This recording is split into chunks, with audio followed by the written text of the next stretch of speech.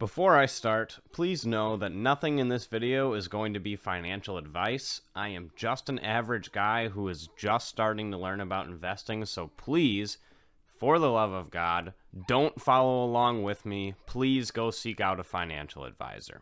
So right off the bat here, let's get into how much progress I've already made towards this goal. Now, unfortunately, I did not start making YouTube videos at the same time I started my investment journey, so let's do a little bit of catching up. In my Roth IRA, I have $322.10, all of which is in VOO or VOO. That's going to be the S&P 500. In my Roth 401k, I've got $2,151.53, and that's all going to be in VLXVX, or the Vanguard 2065 Retirement Fund. And that's where the good decisions stop, unfortunately. I'll get into it a little bit later in the video, but when I first started learning about investing, I was making a lot of rookie mistakes, so let's get into those.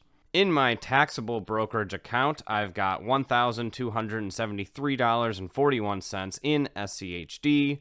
I've got $1,110.46 in SPYD. I've got $43.19 in Verizon stock. I bought one share when I started working for them, whatever. And then I've got 2 cents of SPACs, which is basically just how money works in Fidelity, which is where I invest. On top of that, I also have $4,576 in cryptocurrency. Now, most of that's going to be held in XRP, which I currently have $4,208 worth. I also have $320 worth of XLM and $46.41 of Pump.Fun. Now, for those of you that know ball, you should probably know that, I've been investing in the wrong order. I've been skipping out on the tax advantage accounts like the Roth IRA, the HSA, the whatever, and I've been throwing a lot of that into taxable things like buying cryptocurrencies or just investing in the plain old taxable brokerage. In order to understand why I did those decisions, you have to understand. I'm an idiot. Jokes aside, I just didn't really know what I was doing when I was first getting into investing. That's not to say that any of these aren't going to pay off, because I think that they will. It's just that I've been doing them out of order and not investing into accounts that are going to shield me from taxes because I didn't know they existed. Okay, so let's talk about where it kind of started for me. Over the years, I had some friends and whatever that were dabbling in crypto and dabbling in day trading, dabbling in stocks, and they were making good money, doing well for themselves, and I thought, hey, why aren't I doing anything with my money? All of my money is just sitting in an account in a bank, collecting nothing, when it should be growing. So I, of course, gravitated to the first thing that every young man does, and I thought cryptocurrency's the move. So in November of 2024, when markets were surging, I got tired of telling myself that I'll focus on investing later, and I bought $500 worth of Ethereum. Of course, now I know that that's not actually what investing is, and it's more so just gambling, but regardless. Then, August 2025 rolls around, and once again, the crypto markets are surging. My 500 purchase of Ethereum had turned into 600 and something dollars, I don't quite remember. And at the time, I thought, I better lock in this gain while the markets are high. So I traded it for Tether, because at the time, I thought that trading one crypto to another is not a taxable event. Newsflash, it is indeed a taxable event. So after that point in August 2025, when I traded my Ethereum for Tether, I had gotten the taste of what it can look like to have your money grow, and I was hooked. Past that point, I started talking to friends, started talking to family, and a lot of them are in the crypto space, so a lot of them were all pointing me towards XRP, and that is what I put a lot of money into. Now, I'm not here to discuss or argue or debate on whether or not XRP is or is not a good investment. To be honest, I think that it is, but I am also very new to this space, so like I said in the beginning, please don't just go blindly invest into XRP just because some random dude online thinks it's a good investment, alright? I started in August 2025, and I was just dollar cost averaging all throughout the months until October rolls around. Now, as you guys know, October of 2025, there was a gigantic crypto market crash, and I took advantage of this opportunity, and I put a lot of my savings into XRP. which is where I did most of my accumulating, was during that crypto market crash. But even after that initial crash in October 25, I was still just dollar cost averaging through most of that year and the start of this year.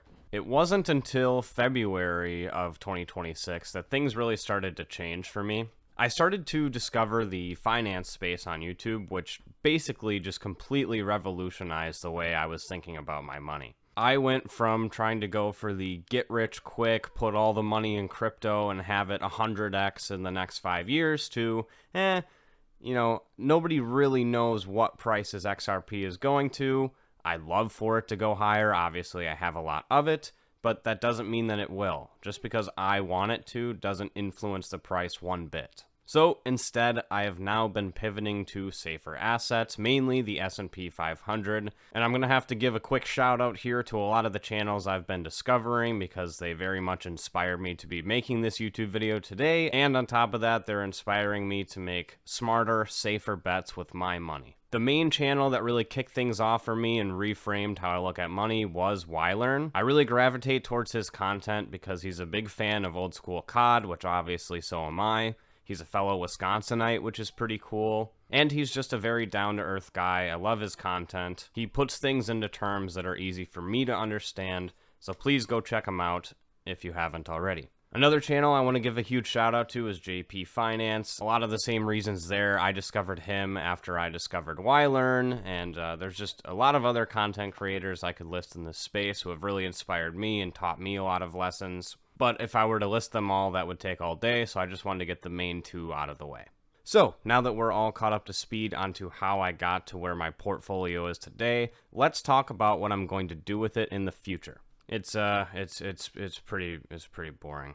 I'm basically just going to be investing in the S&P 500, maxing out those tax advantage accounts like the Roth IRA and like my HSA. I figure I've spent a little more than I should have on risky assets as is. If they take off, I'm sitting right. If they never take off and they all go to zero, well, now I'm starting to add some defensive plays into my portfolio. That is my goal for 2026, is to max out my Roth IRA and my HSA. So far, I have $300 invested into my Roth IRA for 2026, and my employer contributes $500 to my HSA. So I've still got a lot of progress to make on the two of them, but I think I can get it done by the end of 2026. Currently, my spending and finances are a little all over the place right now. I did recently just move out of my parents for the first time, so I'm currently figuring out how to navigate life. Me and my girlfriend just moved in together, which is super cool, but that comes with a lot of different expenses that I wasn't necessarily aware of or wasn't anticipating them being as high as they were. So currently, I'm not investing any dollars. Everything is just going straight into a high-yield savings account. And then once the dust is kind of settled here, we moved in on June 1st this year, and it's only July 5th right now, so I'm still trying to figure out what those average expenses are going to be. But after I nail those down, it's going to be right back to investing into these safe, boring, long-term growth assets like the S&P 500. And through doing that, I'll be able to safely speedrun $100,000 invested. For now, I've only got $9,476.71 towards that goal, so it is going to be a bit before I can achieve it. But we've all got to start somewhere. Okay, bye.